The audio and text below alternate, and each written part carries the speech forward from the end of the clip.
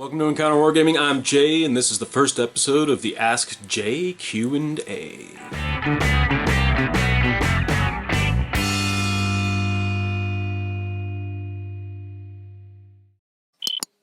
So here at Encounter Wargaming, we've always been incredibly thankful for the amount of support that we've seen right from the beginning from our subscribers, from our patrons, from our entire gaming community, even here in Toronto. And we're very thankful for the friends we have, the communities we belong to.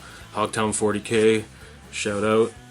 Basically, we've always tried to maintain a level of transparency with our subscriber base and with our patrons, of course. Whenever someone's come to us with any of their hobby progress or, any questions about anything, we've always tried to be able to include them in what we do here in Encounter Wargaming and make them feel like they're a valued member of the team, because we're all in this together, man. We're all sharing the same hobby, this awesome hobby that we all love so much.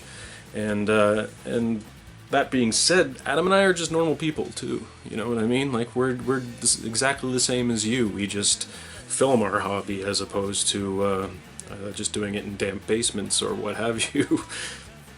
So basically last week I put out a small video asking you guys to send me your questions, whether it was questions about the hobby, about my personal progress in the hobby, or questions about our content or the channel itself.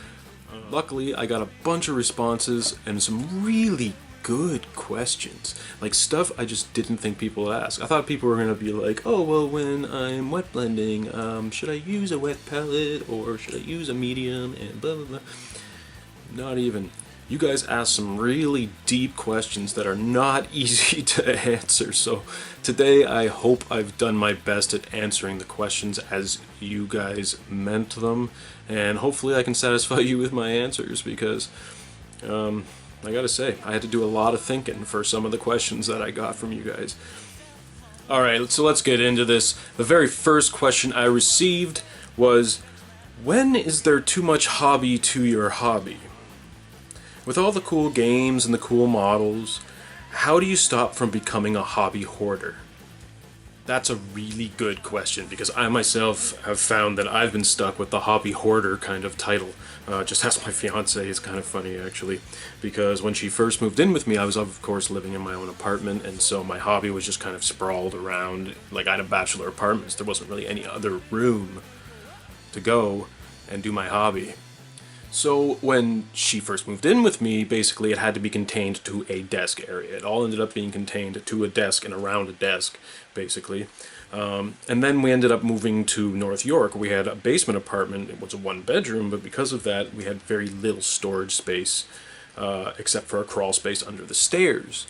And so I had to use that as my sort of hobby space. And because the wife didn't want it getting spread all over the apartment, I just had to keep it contained to the Harry Potter room, as we called it, under the stairs. Then, living in the current place I'm in right now, because the channel is now taken off a little bit, and, I've expanded greatly with my hobby. I've had actually the master bedroom, which you see behind me here, of my apartment to use as a studio, which has been great because we've been able to set up gaming tables. So Adam and I have filmed a few bat reps in here, and it's been nice when we can't use the sorting board or any other place to film battle reports. So it's a good thing to have. But as life moves on, I mean, I am expecting a son in early March, so that's gonna be awesome. A great addition to our lives. Problem is, I need the extra bedroom, so I'm really noticing now, having to purge basically what I have, how much I actually have, and it's absolutely insane. Like, from 20 years in this hobby, especially over the last 3 years, having my own room that I can do this stuff in has made for a lot of clutter, a lot of accumulation, and things again kind of just sprawled out around me at all times. So I would say the first part of my answer to your question is the amount of space that you have. If it has gone well beyond the allocated space that you've assigned within your living quarters, this is the space for my hobby. You have to keep it to a specific space. Now, of course, that's based on how much space you have. Like I said, in a bachelor apartment, it had to be contained to a desk. In a one-bedroom apartment, I had to keep it all in a crawl space. In a two-bedroom apartment that we're in now, I had an entire bedroom to myself, and as long as it got contained within that bedroom, everything was okay. Everybody was happy. It's the same thing with your hobby. If it's gotten to the point where it's just covering every square inch of your apartment, you've become a hobby hoarder. That's just what it is. If you have a big enough apartment that you can have a large area with gaming tables and, a workbench and crazy decor and all that stuff, power to you, man, go for it. But that's the point. You have to sort of figure it out for yourself. How much space do I actually have that I can dedicate to the hobby without interfering with the rest of my life? Another aspect to your question I considered when trying to formulate an answer to this was that I've had many armies that I still have to this day that I started a decade ago, 15 years ago, 5 years ago, and they just they've never really been finished or played with even, or anything. Like, they just stay in boxes for long periods of time, basically, until they change the rules, and I go, oh yeah, I had an army of that, and then I pull them out and I rearrange them for the new rules, and then I realize that I've, lost interest, losing steam, and ended up putting them back in a box and putting them aside until 2 years later when they changed the rules again. So you have to consider what is priority and what isn't priority. The reality is, if you have armies that you haven't touched in years, liquidate them. Get rid of them. Sell them to your buddies, put them on your put them on Facebook Marketplace, Kijiji, whatever. Get them out of your place, because we're always going to be buying more miniatures. And like I say, if you have limited space for your miniatures, you can't just keep accumulating and accumulating and accumulating. You have to sell this stuff off once in a while. Now, you can always donate what doesn't sell and what have you. The problem I find personally is, because I am a kit basher, because I love converting, I love customizing my models in any way I possibly can, which means it makes them very hard to part with. One reason, because I've poured my heart and soul and my creativity into these pieces, and I just can't part with some of them. And then there's also the fact that people just won't buy them because they're just far too custom. Like my Eldar Exodite army I started assembling like 15 years ago. It's still sitting in a box, 95% unpainted. All the models are converted. They're a complete mixture of the Guardian sprue with the Wood Elf Glade Guard sprue. And then I built some Wraith Lord Treeman type things. And anyway, the point is, that army has been sitting there forever, never used. I pull it out every now and again and go, man, I should really finish this army. And then it goes back in a box and it disappears onto a shelf again. A couple of months ago, I tried to sell this Eldar army and nobody wanted it. I mean, literally, I got absolutely zero interest in that Eldar army because it was so custom that people were just like, I don't know what I can do with this. Like, it was an aesthetic that I personally was going for, and other people just may not identify with that aesthetic. So to summarize the second part of my long-ass answer to that question, think of priorities. What do you need to finish now? What armies are you actually using? If you're not using them and you're not going to work on them, then liquidate them. Hell, give them away to a friend who is thinking about getting into the game, because maybe he'll actually finish them. Because all these beautiful miniatures that we paint and play with deserve to be painted and played with, because they are beautiful miniatures and they deserve to be used by and enjoyed by players and advocates of the hobby. So get them out of your place, because you know you're going to be getting more stuff, and give them to a friend, sell them off on eBay, do something, because the amount of space that you have is always going to be limited no matter how much space you actually have. Next question on the list. If you could change one thing about the hobby, how would you make it better? This is a really tough one, and I recognize the username that posted this one, and it had to be you, Nick, to ask some deep philosophical question about the hobby. But honestly, really good question, and Let me preface this by saying that I love every aspect of this hobby. Why else would we have a YouTube channel dedicated to every possible aspect of this hobby? If I had to choose one thing that I really don't like about the hobby, it would have to be the cost of the miniatures.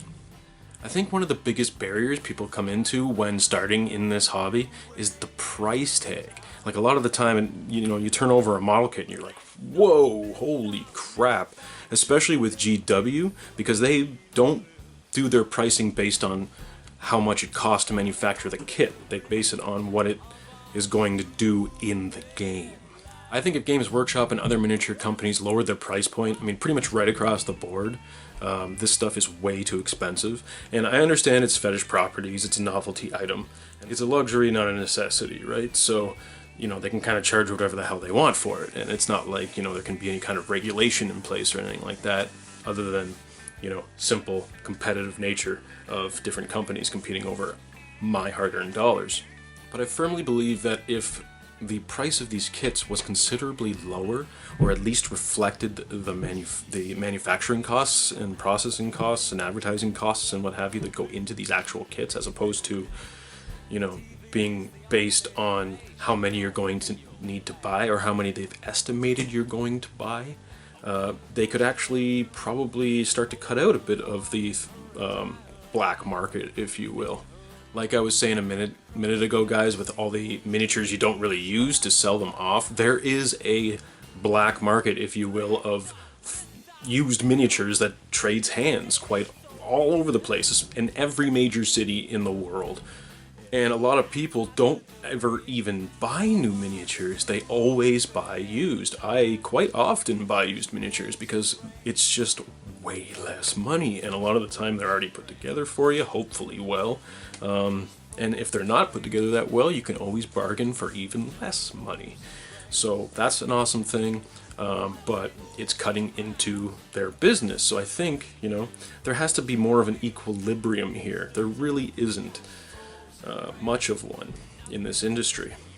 Like, why is a box of 5 Tempestus Scions $10 less than a box of 5 Space Marines? It's roughly the same amount of plastic in both kits. They're both 5 figures. They're both relatively the same size, have relatively the same amount of pieces and accessories and things like that. Why is the Space Marine kit $10 more than the Scions kit? And that's because they know you're going to have to buy a lot more Scions. And they know that if they made the Space Marines as low as the Scions, that, they're not going to milk as much money out of the Space Marine player. Adversely, if they make the Scions as expensive as the Space Marine box, then people aren't going to buy Scions. And basically, they estimate what you would need to buy in order to create an army, and they probably ballpark it based on that. How many of the miniatures are you actually going to buy? Of course, they're still going to milk more dollars out of the Astra Militarum player all the time, as opposed to a Space Marine player. But at least by upping the cost on the Space Marine items, they're able to still milk more money out of those people who want to play Space Marines and don't want to play Astra Militarum. So they're still going to get their $400 to $700 for an army, regardless of what army you play. Now, that can be a good thing for hobbyists because, they know how much their budget is going to have to be. If you're getting into the hobby and you want to start an army, estimate, $600, somewhere around there, there's your army. And of course, you're going to need paints and all the stuff on top of that, so whatever it is, what it is. But it would be nice if the price tags reflected more of, the actual manufacturing costs of the material rather than just some imaginary price to try and milk more dollars out of our pockets. So to finish off my answer, I really think the price point is way too high on a lot of model kits out there. And I really think that if the prices dropped, it would lower the entry barrier even further into these hobbies, into these games, I should say, that encompass this hobby. I mean, it's even hard for me, someone who's been in the hobby for 20 years, has a full-time income and an okay job. I have a hard time purchasing any new kits. If I do purchase anything, it's used, or I ask for cash for, Christmas, birthdays, whatever, and I use that to buy my miniatures because I just can't I just can't spend that money, you know? Like, there's life, like I said, you know, I got rent, I got whatever, kid on the way, you know what I mean? There are expenses to pay, and the hobby always gets pushed to the back burner. But in reality, that's really the only thing standing in the way of purchasing any new models for most people, is the ridiculously high price tag on a lot of these kits. So I think that's something that G-Dub needs to think about, because a lot of their clientele are not necessarily the upper class. They are the working class Joe that plays Warhammer. So, you know, maybe there needs to be more of an equilibrium found there. Next question on the list. Are you guys going to do any Apocalypse games anytime soon? To be honest, man, we've had absolutely zero discussion about Apocalypse. As much as we love 40k, it hasn't even landed on our radar, and we haven't even considered doing Apocalypse battle reports. I would think at this point, both Adam and I have big enough armies to be able to play an Apocalypse game, and in fact I have quite a few Orc and Chaos Super Heavies that I just don't use because it's just not fair to bring a Baneblade to a game of 40k. So I'll ask Adam, you know, we'll talk about it and see if Apocalypse is going to be something we could do. Again, it's going to require a bigger table, but I think we have big enough armies to be able to pull out Apocalypse battles. So thanks for the question and thanks for the suggestion. Hopefully we could play a few Apocalypse games in the future, but I can't make you any specific promises. I mean, we have so many things going on all the time, and of course we have our own personal lives too. I have a full-time job. Adam paints miniatures pretty much full-time, and he's amazing at it, by the way. You know, there's only so much time in the day, and we try to keep constant with our 2 releases a week that we've promised everybody. And as long as we pump those out, we're generally happy. Whenever you guys want to see something on our channel, you have a suggestion of something you'd like to see in a video, or a technique that I do that I haven't explained properly, or a technique that Adam does, like I say, he's an amazing painter, that you haven't figured out and you want him to demonstrate for you, always hit us up in the comments. Make sure you can always email us at encounterwargaming@gmail.com. You can message us on our Facebook page, also on Instagram, comment on any of our pictures. I read all the comments, I read all our emails, I always respond if necessary.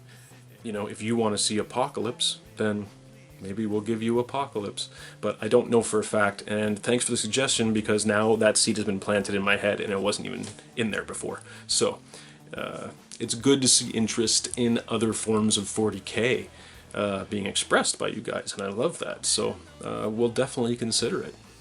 Alright, the next question is, are you going to be doing any more Malifaux videos? We love Malifaux. I realize it's been a really long time since we've played any Malifaux, but Malifaux was actually the game that we started this channel with. Both Adam and I were getting into Malifaux at the same time, and both of us were considering starting a YouTube channel, so we mashed the two together, and in fact it was a massive influence on why we're called Encounter Wargaming, because a game of Malifaux is an encounter, the same way a D&D battle is an encounter, you know what I mean? Like, we figured that was a really cool name, and so that's the influence of why we called the channel Encounter Wargaming. So Malifaux is always going to be sort of, I guess, a staple for us. The problem is we haven't played it in a very long time because, of course, we both started as 40k fans, and we're always going to be 40k fans, so I guess that's our real default. I've just been loving Gaslands lately. That's why I've been pumping out Gaslands videos. I think that game is absolutely amazing, and I can't believe I hadn't heard of it sooner. But that doesn't mean Malifaux gets pushed aside. Well, actually, it does mean Malifaux gets pushed aside, and that's the problem. So when the Kickstarter for The Other Side came out, Adam jumped on that right away and got us both the 2-player set, the bigger set of all the stuff. So I got a whole bunch of the Burning Man stuff. He got a bunch of the, what the hell are those, Abyssinians? Is that it? The African dudes? And yeah, we both have massive armies each. We just, I guess, haven't gotten around to getting them painted with so many other things on the go. I don't think either one of us have our stuff painted at this point. But I'd like to comfort you by letting you know that the intention is there.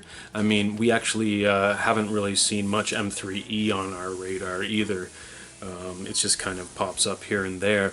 And again, there's only so much time in the day, right? So hopefully we will be playing some M3E in the future, and we will definitely be playing some of the other side in the near future. It's just a matter of fitting in time, guys. That's really all that matters, or the only thing that's stopping us at this particular juncture is the amount of time it takes to paint these things. And like I say, we both have 1,000 other projects on the go all the time, so it's not exactly, you know, I guess high on our priorities list, but at the same time, we would really love to get back into that universe very soon. Our final question for today: what is your favorite terrain piece you've ever built? That's a toughie. There's been so many over the years that it would be incredibly hard to pick out. I guess a better form for an answer of that question would be what type of terrain pieces I like building more. I'd say I love nature more than any other form of terrain pieces. Things that involve foliage, like, you know, clump foliage, phlox, static grasses, waterfalls, rivers, that kind of thing, rock formations, trees, shrubs, all that kind of stuff, you know, flowers and what have you. I think because I am so in love with nature anyway, and I find green and pink and blue and colors like that very attractive. So I think for me to look upon a table that looks like a grassy forest land is going to be much more breathtaking than one that looks like a ruined city. You know, things in the grim dark are grim and dark, but there is ways to make very sort of real life, like stuff you and I would see outside, into miniature form. Not to mention the fact that usually with natural features you can be a lot more thrifty and a lot more crafty with where you get your materials from. If you're building urban landscapes, things with very straight edges, with square corners, there's always going to be a room when building things from scratch for error. There's always going to be room for error. Unless you're working with prefabricated walls and windows, in which case you're not really building things from scratch. Do you know what I'm saying? The great thing about natural features too is that you can sort of fly by the seat of your pants a little bit more and kind of make it up as you go along. Because at the very worst, there's always ways to hide your crimes. You can always cover stuff up with static grass and, like I say, clump foliage and things like that to sort of hide a lot of your mini mistakes. And also, if something doesn't really work out, you can always change your mind very quickly and still have the piece turn out okay. Again, if I was building an urban landscape of buildings and stuff like that, if there is any parts that aren't square or, you know, starting to warp or what have you, like, you can always cover it with clump foliage and maybe use some phlox as some moss growing up the side of the building, or I've used actual moss before on stuff with some glue and stuff. To look like vines growing up the side, and that can somehow cover some of your crimes, but not always. And especially in games like Infinity, for example, where you want your table to look very crisp, clean, futuristic, geometric shapes, straight lines, everything's square, sort of that advanced technological future kind of aesthetic. Requires a lot more planning, and because you need everything to be symmetrical, squares within squares within squares, you need everything to be square with each other, walls need to come to proper corners, and so on and so forth. So you have to sort of plan out where you're going to put things, how you're going to glue things together. You know, there requires a lot of planning, whereas if you're building trees, you can kind of just go, yeah, I'm going to bend some wire this way and that way and this way and that way. I'm going to hot glue this on here, and I'm going to throw some spackle, and then, you know, a nice couple coats of paint, some clump foliage, some static grass, and boom, I have this awesome tree piece, and I kind of just went, meh, with a bunch of stuff, and it turned into some awesome forest terrain. So that's basically the way I roll, and it's the way I like to roll. I prefer natural terrain features because it allows me to express my creativity properly, as opposed to just, you know, building a dull, dreaded, war-torn wasteland, which can be very cool and very fun, and I have done it, and I love doing it, and I will keep doing it because I just love making terrain. But if I have the choice, I'm going to choose to do natural features over urban features all day. Bottom line there is I love every terrain piece I build, and with every new terrain piece I build, with every new table I build, I always try and outdo my previous self, and that allows me to constantly improve my abilities and means that every terrain piece I do has to outdo what I've done before, making every new terrain piece my favorite terrain piece, because I learned something, or I grew in some way, or I just made a piece that looks way cooler than anything I've done before. And so, as I make more and more terrain pieces, my favorite will change all the time. So, like I say, rather than answering which terrain piece have I ever built that is my favorite, I'm just sort of letting you know that I prefer building natural terrain pieces because they always catch people's eye. They always, you know, I'm always drawn to waterfalls, and very, like I say, colors like green especially is very inviting to me and very calming to me. So to play a game on a green battlefield just feels so much more enjoyable for me, even on a base psychological level. Just having beautiful scenery can do a lot to relax us mentally. And that's what this hobby's all about, throwing some dice with your friends on a relaxing Saturday afternoon and just having some laughs, you know.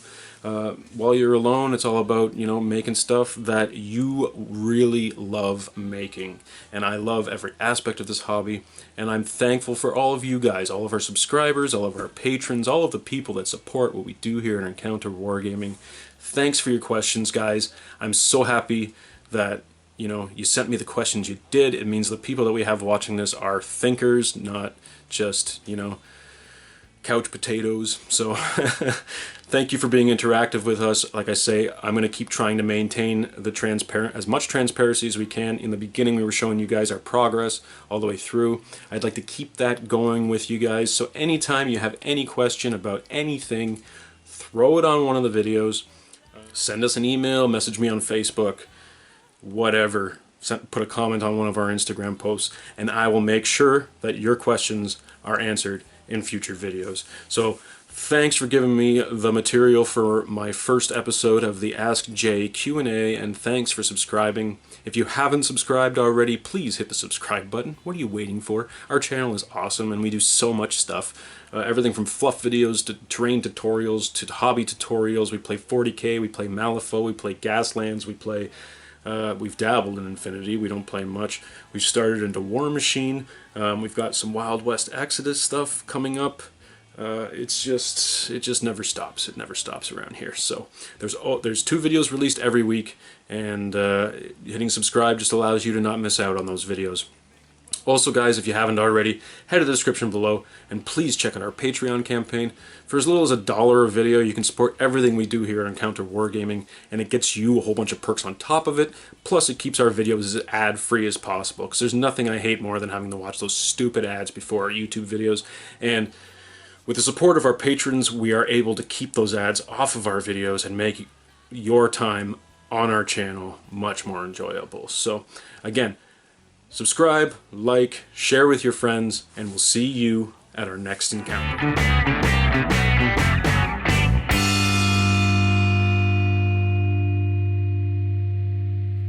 Like a monkey in a rocket on his way back home. Okay.